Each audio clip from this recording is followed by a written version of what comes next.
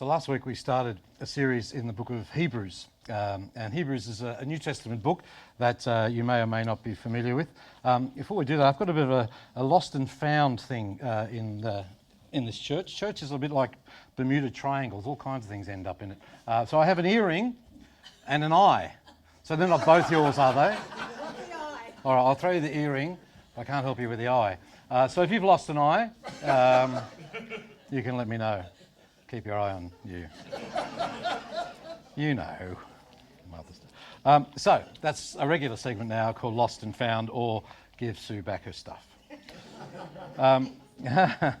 Last week we began by looking at who we look at when we see the Lord Jesus Christ, that Jesus, and we asked the question, who is Jesus really? Who do you think he is? Who do others think he is, and who does he say he is? And the book of Hebrews, we've particularly looked at that because if you want to find out who Jesus is, Hebrews is a really good book to find that out.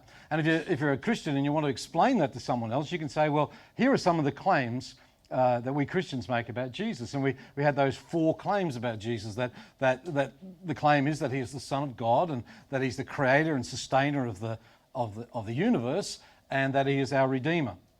And we've already sung about that. My Jesus, my Saviour, lifted me from the miry clay, Redeemer. And so we looked at that last week in terms of that understanding of who Jesus is, and we get a kind of an inkling of that. Now, I don't know if you like gazing up at the moon. A full moon always means more work for people in my industry, but a full moon is a wonderful thing to look at. And then we see these glorious full moons at times, don't we, periodically throughout the course of the year. And we love that. But there's a reminder about whatever part of the moon you see, that the moon is always full. It's just our view that is partial. So whenever we look at the moon, we don't see the whole moon, but the whole moon doesn't cease to exist just because we can't see it. And often we think about religion or faith or Jesus, and because we can't see everything about it and understand everything about it, we tend to think, well, either it doesn't exist or it's not worth the effort in trying to get to know. And so the book of Hebrews doesn't tell us everything there is to know about Jesus, but it tells us a lot. And it's really important for us as a Jesus community to untangle some of the misconceptions about our faith and Jesus, and to announce them and live them, so that people may come to know what it is that we might know. So we're going to be in chapter 2 of Hebrews. We're not going to get to all of it, but we're going to get to some of it, because if you weren't here last week, or if you were here and you were asleep, last week we looked at the fact that Hebrews was written, we don't know by whom, to a group of Christians who are largely pretty much exclusively coming out of a Jewish tradition. And so Hebrews has lots of references to their faith as Jews. They were called Messianic Jews, people who had believed that Jesus was in fact the Messiah. And so they became Christ followers. But they also had all of that cultural Judaism and the sort of the things of their religion. And so what had happened was that they had drifted. And they had drifted away from understanding Jesus as he claimed to be, and to make him kind of like a great messenger of God, an angel. And so that's important that you know that, because what I'm about to read to you might make more sense. So Hebrews chapter 2 is where we're going to be. I just want to read a couple of verses, and then we'll sort of unpack some of that now and then a little bit later on in the service. But it says this in chapter 2.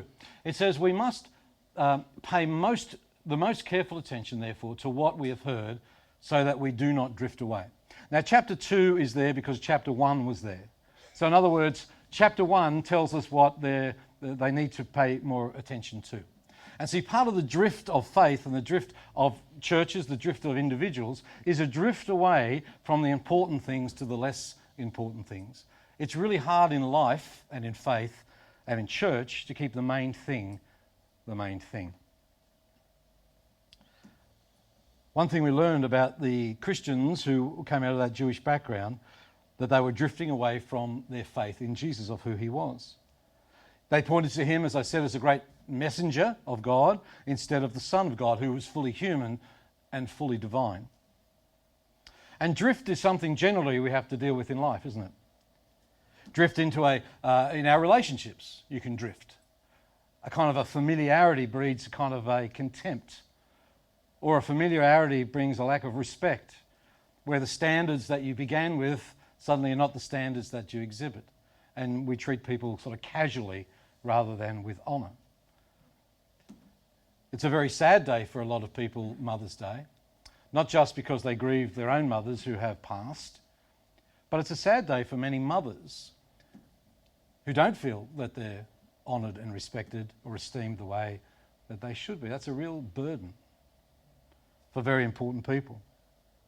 And we can drift in our health, we can drift in our finances, we can drift in our understanding of service, we can drift in all kinds of ways, and all the disciplines of discipleship can get a bit rubbery and a bit ropey. So we must pay the most careful attention to what we've heard. And we as a church, it would be really easy to go down all the rabbit warrens that churches go down. We are a church that only does this, and we're a church that only does that, and we've got a mortgage on this, and we've got the truth over here. It's really tempting to drift into that kind of extremism as well. Spiritual drifting can cause a lot of damage.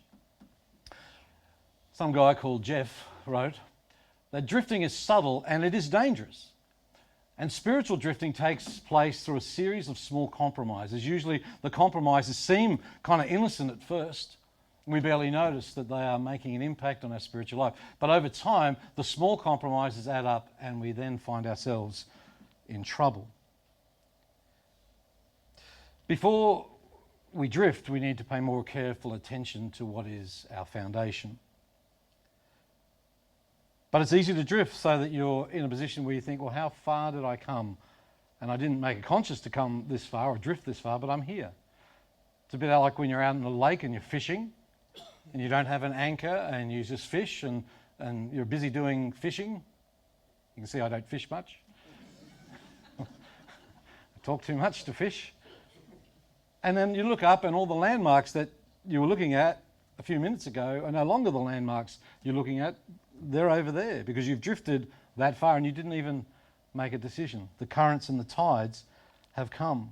The Bible talks about being blown back and forward by every wind of doctrine and the cunningness and craftiness of people. And the reason that happens is often we don't do this. We don't pay the most careful attention to that which is important. So I want to talk about that today because these folks had drifted, and they had drifted probably with good reason, better reasons than we have for drifting. Their reason was that they were under imminent persecution and even physical harm, even death, for their faith in Jesus Christ.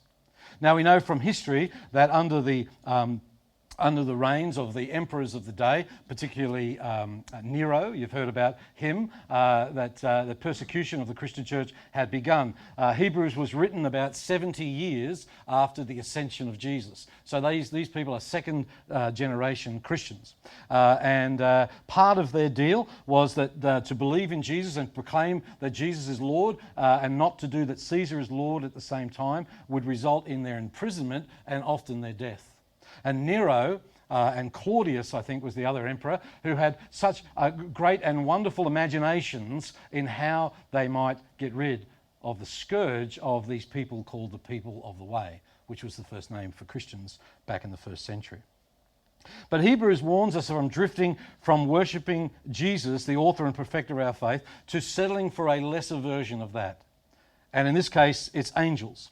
Now, I want to just outline a couple of things that Jesus, because the whole theme of Hebrews is that Jesus is truer and better than what is on offer.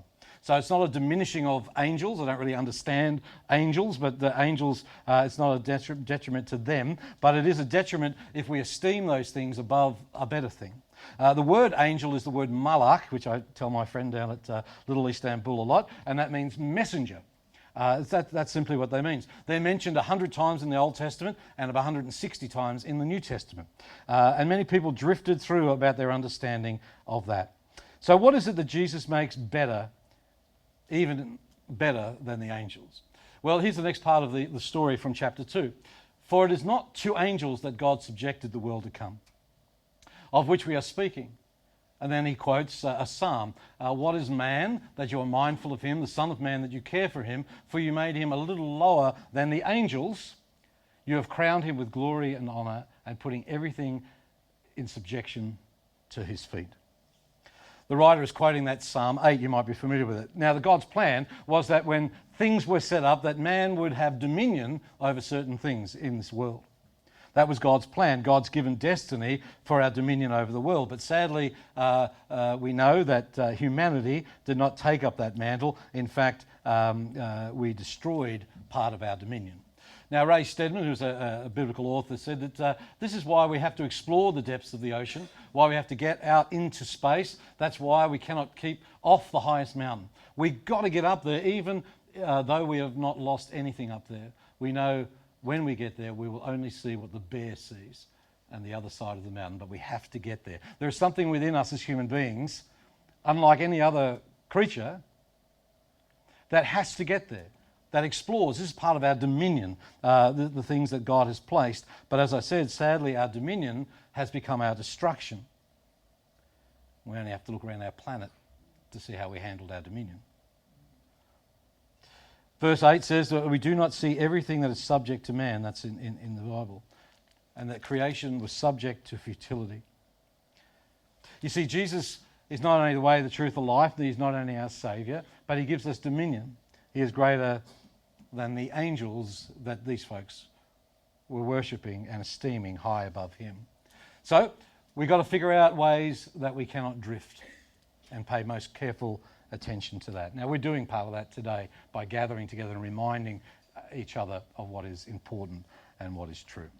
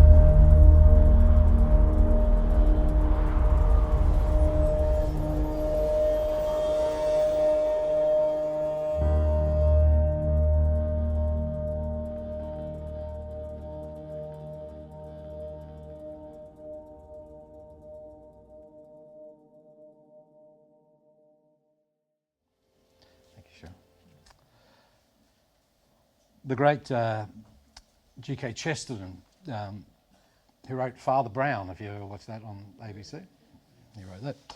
He says, whatever is true or not true about people, this one thing is certain, that people are not what they are meant to be.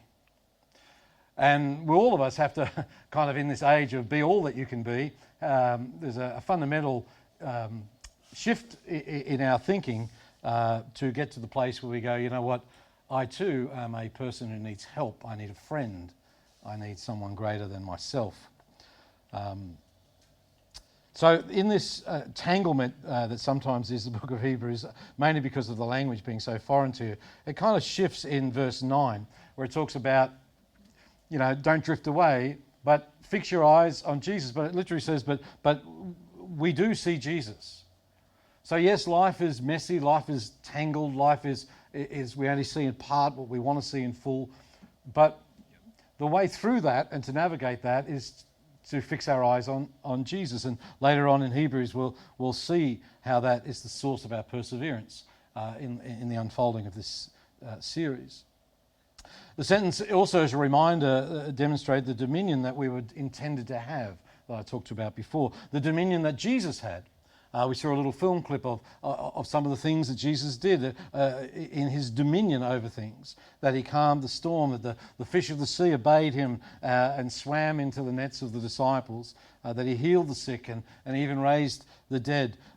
This picture of human beings as they are meant to be, fully human, and the best evidence of that is in the person of Jesus. So what else does Jesus help us with? Well, he helps us deal with our greatest fear. Now, I don't know what you think your greatest fear is. Is it sharks or peanut butter sticking to your gums or whatever it might be? But I can tell you what your greatest fear is. Because it's been the greatest fear of human beings ever since there's human beings. It's the fear of death. There's a guy, I think it was a philosopher, I think it might be Nietzsche, who said that the reason why people make such a big noise on New Year's Eve is to cover the sound of the grass growing over their graves. You want to invite him to your party? No, probably not. Tell us, Frederick, what you think. Anyway, the fear of death is a constant thing, isn't it? I remember as a kid being very fearful, not of my own death, but of my parents' death. Who's going to make my breakfast? That kind of stuff. My mum, all that. And this fear of death, this burden of death.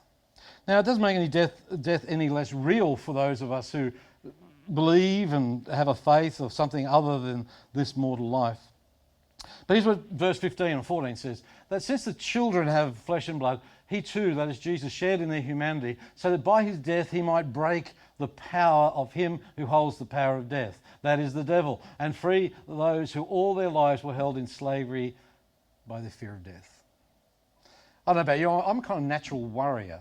I'm better now than I used to be, but I used to start at death and work backwards. If my kid would ring me at 3 a.m, it was, well, they're not dead. There's a few other things that they're not, and then we're okay, So this fear of death, it manifests itself in lots of ways. Now, I don't want you to be shocked by this, but the stats on death are fairly impressive. And we all have to face that fear. I mean, we all have to deal with the fact that we live and we die. Human beings want to avoid that like the plague, like death. I don't know if you know these three guys, what they have in common, other than being on a screen. These three guys are interesting because they are billionaires, each of them. And each of them in their own way are trying to race humanity of mortality and dominion over death itself. Peter Thiel, who's the guy on the left, I think, he's the co-founder of PayPal. Anybody love PayPal? All right, come to Cap Money course and we'll sort that out. But he has invested heavily in organisations like the SENS Foundation. The other guy is called William Andreg, and he's the founder of the Silicon Valley startup company called Halcyon Molecule. And he has planned this guy has planned to live for millions, billions and hundreds of billions of years. Yeah. Anyway, Halcyon Molecule went out of business last year, so I don't know how about the situation. There's another Russian multi-millionaire, in fact he's a billionaire, called Dmitry Itskov, Russian, who launched the 2045 initiative, which offers the promise that humans will be immortal by the year 2045. I'll be 80. I'll be 80. Just as soon as we make a leap into artificial machine bodies. Now, all that stuff's a bit scary, isn't it, all that AO stuff? But the best one's this guy. This guy is a guy called Larry Ellison. And Larry Ellison has given more than $40 million of his money to the Ellison Medical Foundation, which is him, which is working to understand the lifespan development process. And I love this quote, because little Larry says that death makes him angry, and it doesn't make sense to him. Death has never made any sense to me. How can a person be there and just vanish and not just be there? All of us have got this fear of death in some way or another. You know, some of us are less consumed with it than others. In fact, after our Easter Sunday service, there was a little kid who came who was dragged along by her family, and she said, "You're wrong." I said, "Okay." I hear that all day. You're wrong. And I said, "What am I wrong about?" She said, "The death rate. You said," I said in the Easter service, the death rate was 100%, you know, that stuff I said for 20 years. And they said, "No, it can't be. Because if Jesus rose, then the death rate can't be 100%. And she was right. And she'll be preaching next week. So. This fear of death. Death makes me angry. Come on, Larry. Anyway. So Jesus helps us with this, helps us deal with our greatest fear. And our grief is there, but it's different. He also removes our greatest burden. Verse 17, I'll crack on with this. For this reason, Jesus had to be made like men, fully human in every way, in order that he might become a merciful and faithful high priest in the service of God. Again, this is to Hebrew Christians who were all about priesthood and tabernacles and all that kind of stuff. And that he might become atonement, or might make atonement for the sins of the people. So he removed our greatest fear, but he also removed our greatest burden, and that is the burden and the guilt of sin. He didn't wink at sin. He didn't say it's okay, just live how you want. But this burden we have, we carry around with us. And what do we do with it? Well, what often we do with it is we wake up every morning, we pick it up and carry it with us. And then we throw it on somebody else to carry. And then we take it back and carry it again. And we manicure it and grow it, and so it's so big at the time we just don't know what to do. And then we try to hide it and put it under a carpet, and everybody, including us, trips over it. That's guilt. I'm Irish. I know lots about guilt. Right? It can be our greatest burden, and Jesus helps us in that burden. According to the Bible, we should feel the pain of guilt when we fail to do that which we should do. That's why we can sing that Jesus lifted us from a miry clay and put us in a better place. And the other thing is that he helps us in our temptations. For because he himself has suffered when tempted, he is able to help those who are being tempted. We're all tempted about lots of different things. Different stages of our lives, we're tempted about different things. Things that junk up our lives and junk up the lives of those we love, junk up the society in which we live, all that sort of stuff. We're all tempted, but we're not slaves to the temptation. The devil doesn't make us do it, you see. We have a choice. And Jesus Christ, the presence of God, can help us in our temptations. Now that help might come from some great spiritual moment. It might simply come by knowing someone well enough to say, "Hey, I need to let you know this about me. Can you help walk with me through this?" Or somebody can come into your life and they can say, "I know exactly where you are and I did the wrong thing. I yielded to that temptation and here's all the consequences, here's all the fallout." That's all part of it. That's how God provides. But he can help us in our temptation. He can help us to respond better to one another. He can help us to be kinder to one another. He can help us to be of service to one another. He can take people like us and change us. It's a great frustration, isn't it, when somebody, if you're in a crowd of people and in a conversation and they're talking over here about someone you know, and the way that they're describing them is not the person that you know. That's very frustrating to me. Because every time I hear that, I want to interject and say, you don't know that person like I know that person.